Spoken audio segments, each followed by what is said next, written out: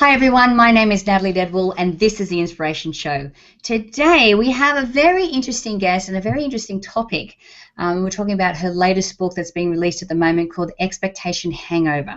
So please join me in welcoming my special guest, Christine Hassler. How are you, Christine? I'm excited to be here with you, Natalie. Thank you. Very excited to have you here.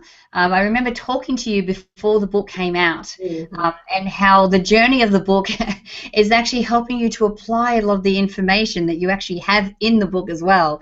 Yes.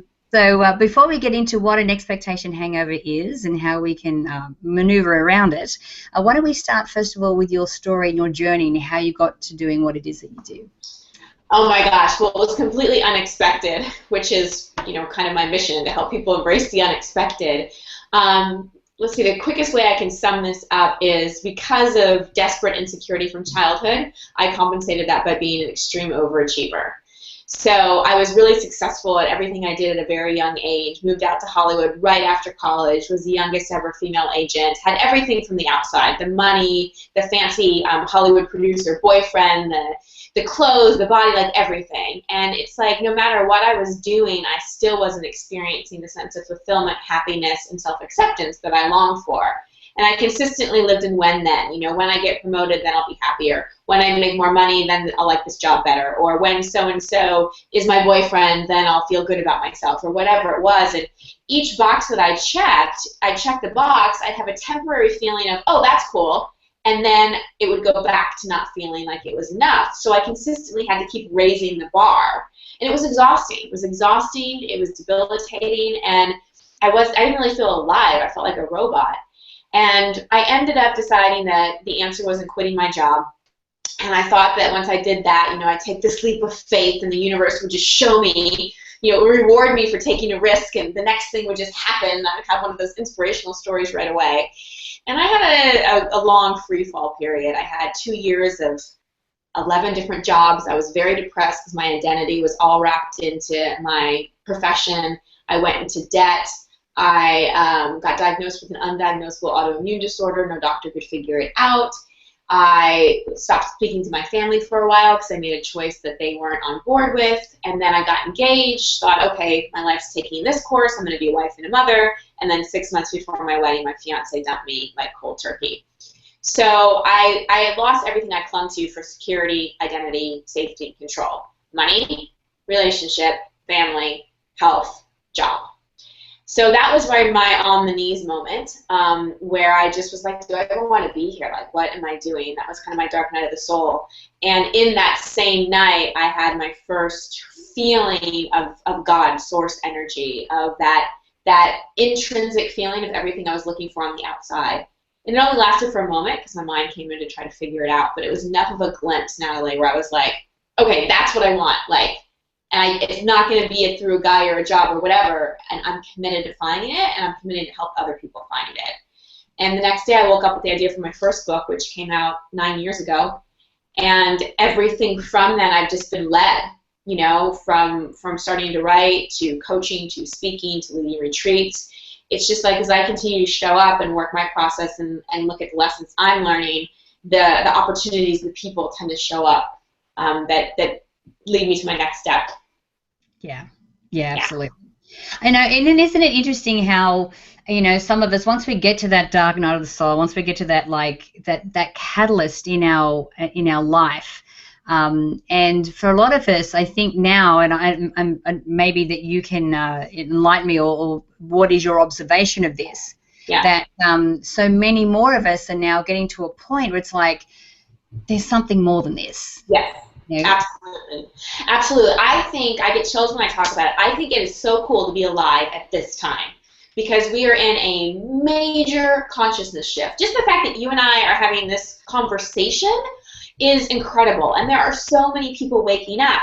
But the thing is, in order to wake up, we have to be stripped away of the old paradigms that's not working.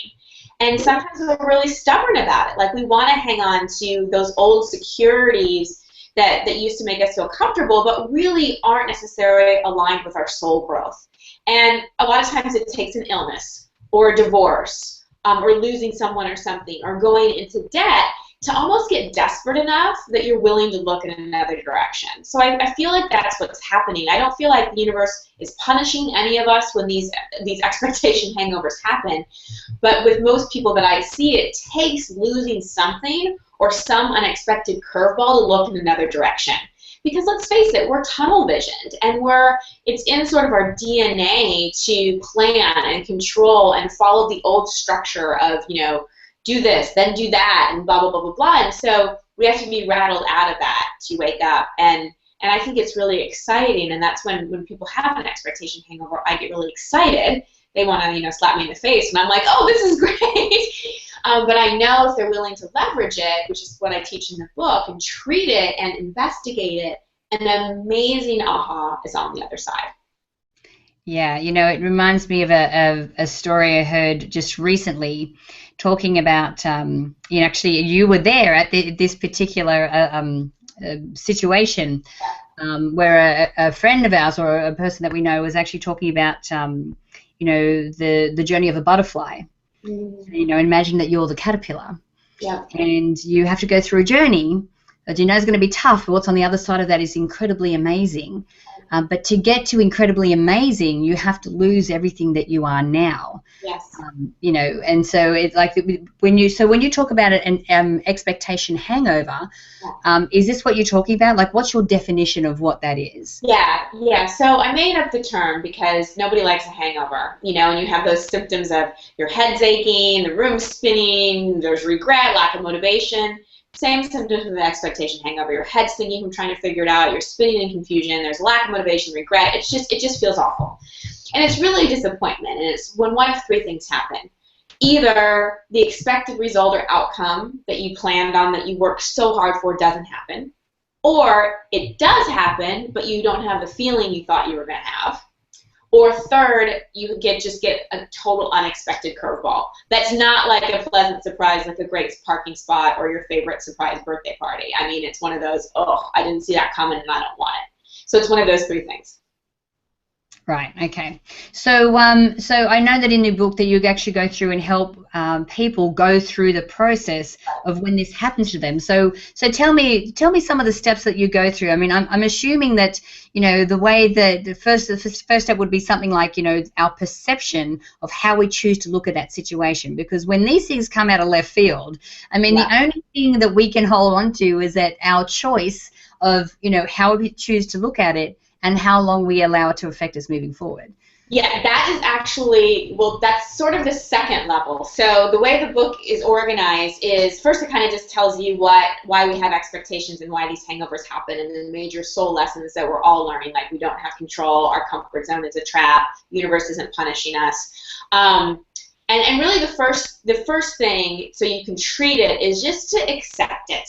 I love Byron Katie, who says, when you fight with reality, you only lose 100% of the time. And I really get if you're disappointed, it's not what you want. But if you can just not judge it, you can go, okay, like, I accept this. I'm going to stop fighting it. I'm going to stop resisting it. Then you go into the treatment plan, and even before you start to change your thoughts, it's allowing yourself to feel your feelings about it. Because as humans, we have emotions, and we're really bad with emotions. We suppress them, we avoid them, we numb them, we talk them away, we suffocate them. And we are human beings who have feelings. The thing is, we don't know how to feel our feelings without identifying them with them, or becoming a victim. So the first part, the emotional part of the book, really teaches you how to release rather than recycle your feelings. Healthy ways of emoting, of honoring the sadness or the shame or the guilt or the anger that's there in a way that moves out of your body so that you don't get sick, so that you don't have to drink your way through your expectation hangover because you don't want to deal with your feelings. And so that's really the first step. And then next, you move into the mental level where you are changing your perception. I'm sure the spiritual definition of a miracle is changing your perception of how you look at something. And you start to learn how to rewire your brain, because we know about neuroplasticity, right? That we can actually rewire our brain, that these neural nets form in our brain with repetitive thoughts. And if we consciously shift our thoughts, then we actually change our brain wiring and route it in a different way.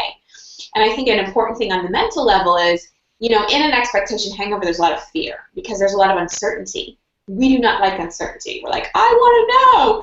So really fear, you know, if like all of a sudden a buffalo busted through this door and came in, I would feel physiological fear because it would tell me to run. But most fear I or people experience is made up. It's psychological. It's taking what if and following it with a negative statement, you know?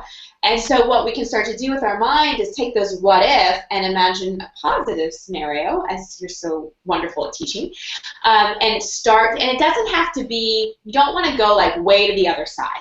Like if you're in debt right now and you start to imagine that you're a gazillionaire, some part of your brain isn't going to believe that. But it's like, what can you visualize that's at least 90% believable? And then we start to go to the behavioral level. We start to look at action steps, little proactive steps we can make instead of getting into overwhelm and thinking we have to figure everything out.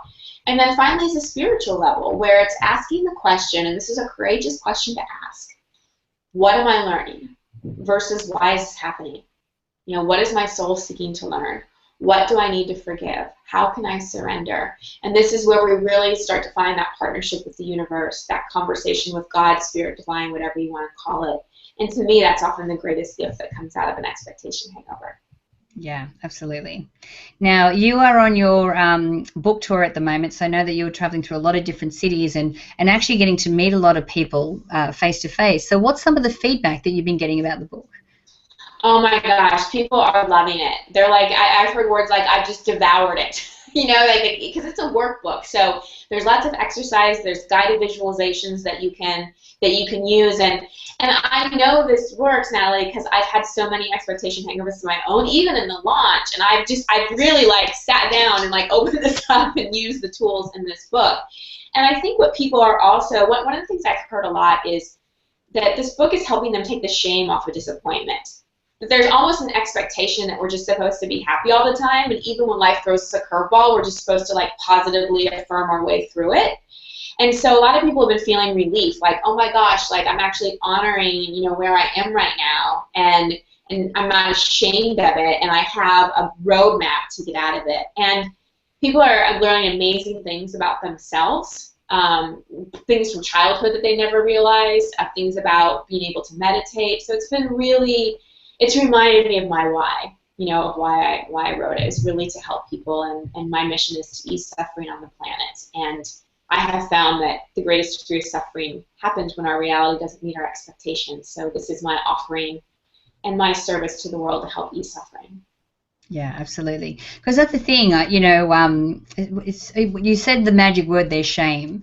I mean, so many of us, we just think that we're the only ones that are going through it, and we suffer in silence because we see vulnerability as weakness. Yes. Like, we can't show weakness. We can't do that. Whereas if we can, you know, especially with a book like this, it really gets to shine a light on the fact that we all go through the same thing. We all have the same fears and have the same doubts about life as we're moving through. So tell me, who are the type of readers that will benefit from the book? Anyone, any age, male, female, anyone who's disappointed and is ready to leverage it instead of just using coping strategies that don't work, like overeating, drinking, shopping, spending, distraction, overworking, suppressing it, all those other things. Like if you're seeking transformation and healing, then this book is for you. Perfect. Okay. So, so where can we send people to find the book? Where can they go to purchase it? Well, if they go to expectationhangover.com, they can purchase it. There's links to Amazon and things there, and I'm telling people to go there because if you do that, then you also get my free gifts. I have an amazing interview with Dr. Robert Holden, another one with Dr. Lissa Rankin, and then a 10-part video series where I'm teaching you the book in video and in written content as well. So you get all those other tools if you go to expectationhangover.com, or you can just go to Amazon directly, and it's Kindle, Audible, all those kinds of things. Fantastic. So guys, if you click on the banner to the side, you'll go through to that website. Of course, if you're watching this on the app, you click the banner below to go there as well. Christine, thank you so much for joining me today, and best of luck with the book tour and the book launch. This is a very pertinent and appropriate message right now, so I really commend you for the work that you're doing, and thank you for joining me. Thank you so much, Natalie. This is fun. Thank you. Awesome. So guys, I encourage you to share this video. You can do that by clicking the Facebook and the Twitter share buttons on this page. Also download the app if you haven't done so already, so you can watch the shows on the go. And make sure that you leave your email in the box on this page so I can send you the Manifesting with the Masters video e-course. It's actually valued at $87 and I'd love to send it to you for free. And don't forget to click on the banner to go through to Christine's website and get yourself a copy of the Expectation Hangover. So until next time, remember to live large, choose courageously, and love without limits. We'll see you soon.